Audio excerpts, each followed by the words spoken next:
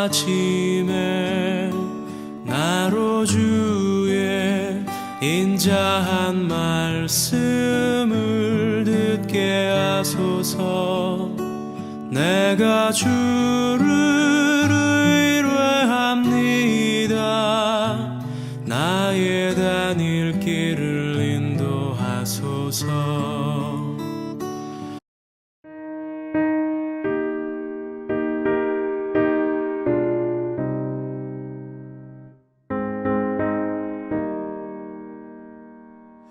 신자 되기 원합니다.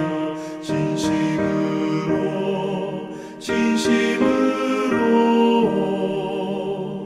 신자 되기 원합니다. 진심으로 신자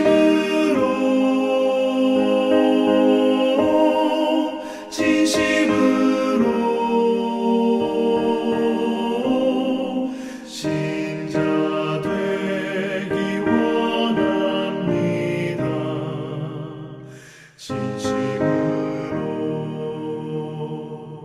사랑하기 원합니다. 진심으로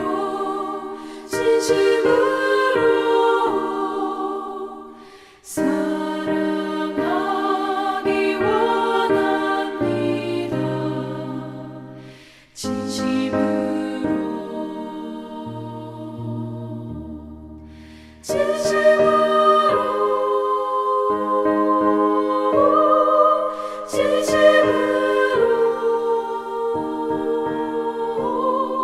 사랑하기 원합니다.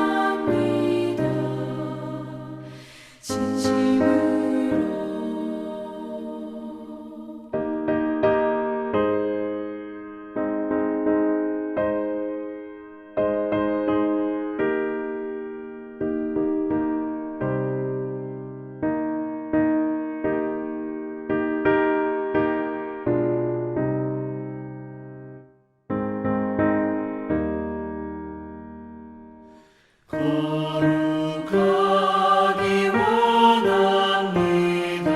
진심으로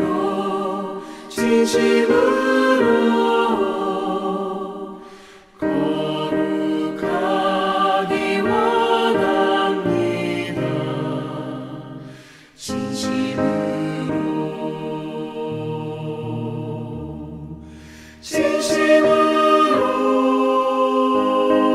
닮기 원합니다. 진심으로 예수 닮기 원합니다. 진심으로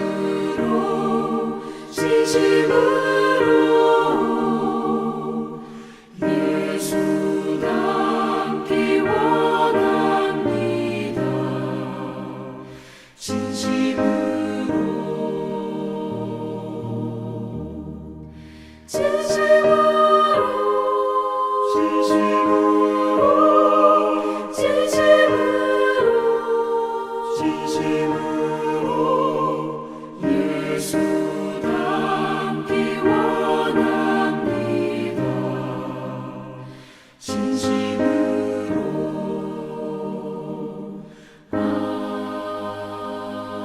아멘. 2022년 12월 28일 수요일 명지대학교 배움의 새벽 묵상의 시간을 함께 하도록 하겠습니다. 우리가 오늘 함께 볼 말씀은 시편 110편 1절에서 7절 말씀입니다. 제가 새번역 성경으로 봉독하도록 하겠습니다. 주님께서 내 주님께 말씀하시기를 내가 너희 원수들을 너의 발판이 되게 하기까지 너는 내 오른쪽에 앉아 있어라 하셨습니다. 주님께서 임금님의 권능의 지팡이를 시온에서 하사해 주시니 임금님께서는 저 원수들을 통치하십시오. 임금님께서 거룩한 산에서 군대를 이끌고 전쟁터로 나가시는 날에 임금님의 백성이 즐거이 헌신하고 아침 동이 틀 때에 새벽 이슬이 맺히듯이 젊은이들이 임금님께로 모여들 것입니다. 주님께서 맹세하시기를 너는 멜기세덱을 따른 영원한 제사장이다 하셨으니 그 뜻을 바꾸지 않으실 것입니다. 주님께서 임금님의 오른쪽에 계시니 그분께서 노하시는 심판의 날에 그분께서 왕들을 다 쳐서 흩으실 것입니다. 그분께서 문 나라를 심판하실 때에 그 통치자들을 치셔서 그 주검을 이 땅 이곳 저곳에 가득하게 하실 것입니다. 임금님께서는 길가에 있는 시냇물을 마시고 머리를 높이 드실 것입니다. 아멘. 네, 오늘 시편 110편의 말씀으로 참 성도가 되는 길이라는 제목으로 함께 나누도록 하겠습니다. 오늘 본문 말씀을 보면 크게 세 종류로 참된 성도가 되는 길에 대해서 우리는 볼 수 있을 것 같습니다. 첫 번째는 1절에서 나온 하나님의 오른쪽에 앉는 성도가 되어야 합니다. 보면 1절에는 하나님의 오른쪽에 앉는다라고 시편의 저자는 말하고 있습니다. 이 말에서 우리는 세 가지의 뜻을 생각해 볼 수 있을 것 같습니다. 첫째, 하나님이 하나님의 오른쪽에 앉는 사람의 편이 되어주실 것입니다. 두 번째는 하나님 다음에 권세를 가질 것입니다. 셋째는 하나님 편을 우리는 고수하겠습니다. 라는 이렇게 세 가지의 뜻으로 우리는 다양하게 해석할 수 있을 것 같습니다. 이 세 가지 뜻을 각각 놓는 것이 아니라 복합적으로 하나로 생각해 봤을 때, 즉 어떤 상황에서도 하나님 편을 고수하는 사람은 하나님의 사랑을 받고 하나님의 오른쪽에 앉아 권세를 누릴 수 있는 사람이 될 수 있다라고 우리는 볼 수 있을 것 같습니다. 왜 예수님께서 하나님의 우편에 앉는 권세를 얻으셨습니까?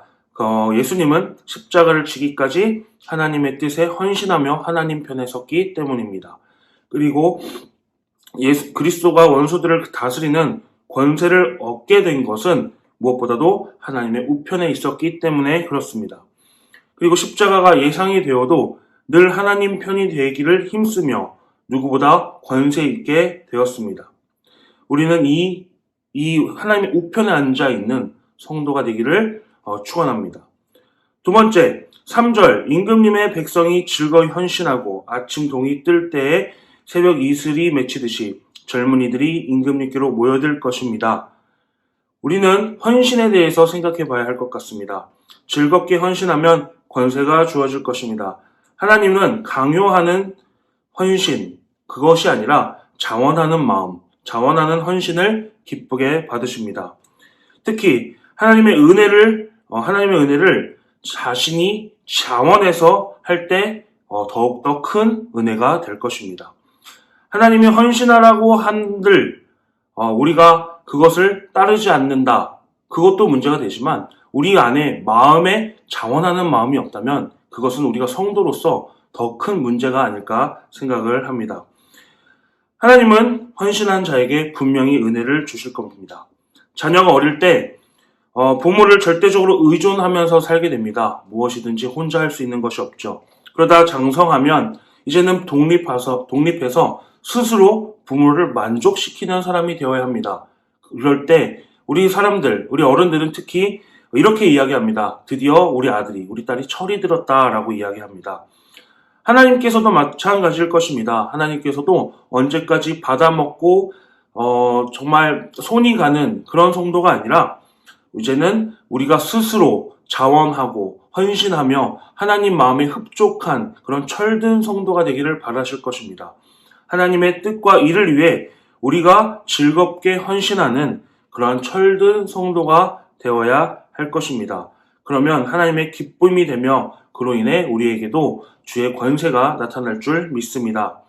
마지막으로 본문 4절에서 멜기세덱의 서열을 따르는 영원한 제사장이라고 한 것은 그리스도를 통해서 하나님께 나아갈 수 있다라는 뜻입니다. 언젠가 주께서 심판하시는 날에 세상 왕들을 쳐서 깨뜨리시고 문 나라를 심판해 시체로 넘치게 될 것이다. 최종 승리를 하게 될 것이다. 라고 말씀하십니다. 그처럼 최종 승리를 우리가 확신을 갖고 있다면, 우리가 최후에 승리할 것이라는 확신을 가지고 살아간다면 어떤 어려움이 있어도 우리의 삶 가운데는 분명한 권세가 나타날 것입니다. 사람은 언제 가장 강해질까요? 이순신 장군님의 말씀을 우리는 생각해 봐야 할 것 같습니다. 살고자 하는 자 죽을 것이고 죽고자 하는 자 살 것이다. 이 말처럼 죽음을 두려워하지 않을 때 사람은 가장 강력해진다고 합니다. 즉 죽음을 두려워하지 않는 우리의 그런 신앙의 절개, 신앙의 그런 고듭 의지가 있을 때 우리가 사는 길이 아닐까 생각합니다. 성도의 죽음은 끝이 아니라 새로운 영생의 시작이기 때문에 그렇습니다. 하나님은 우리와 영원히 교제하며 살기를 원하십니다. 하나님의 자녀는 최종 승리가 이미 보장되어 있습니다. 그래서 죽음과 헌신을 두려워하지 않고 우리는 권세 있는 성도로서 이 세상 가운데서 당당하게 살아갈 수 있는 것입니다. 썩어 없어질 것을 손에 놓고 우리가 그 하나님의 규를 바라보며 이미 승리한 승리자로서의 그 성도의 특권, 권세를 이 땅 가운데서 하나님 우편에서 마음껏 누리는 성도가 되기를 축원합니다. 성도는 최종 승리가 보장되고 천국이라는 보상이 예비된 아름다운 존재입니다. 그렇기에 우리가 참된 성도로서 이 땅 가운데서 살아가는 것은 권세 있는 자의 모습으로 살아가는 것입니다. 세상에 타협하고 세상에 지고 세상에 묻혀가는 그런 성도가 아니라 이 세상을 하나님께 헌신하는 마음으로, 하나님께 헌신하는 자세로 하나님의 은혜를 누리며 이 땅을 우리가 승리하는 성도가 되기를 주님의 이름으로 축원합니다. 기도하겠습니다.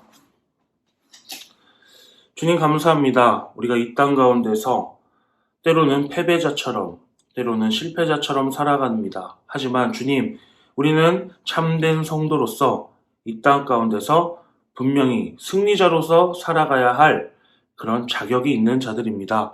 오늘도 이 땅 가운데서 주님의 권세를 힘입어 주의 우편에서 이 승리하신 예수 그리스도를 믿으며 이 땅에서 승리하는 삶을 살아갈 수 있도록 인도하여 주시옵소서.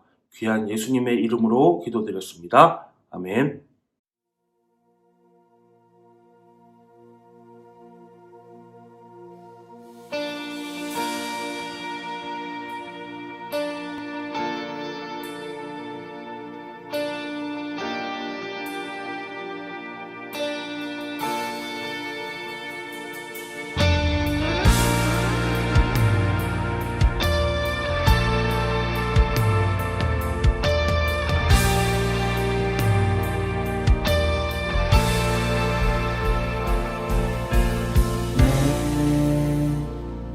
평생 한 가지 바라는 것, 그분의 성품과 모습 담기 원해. 주님이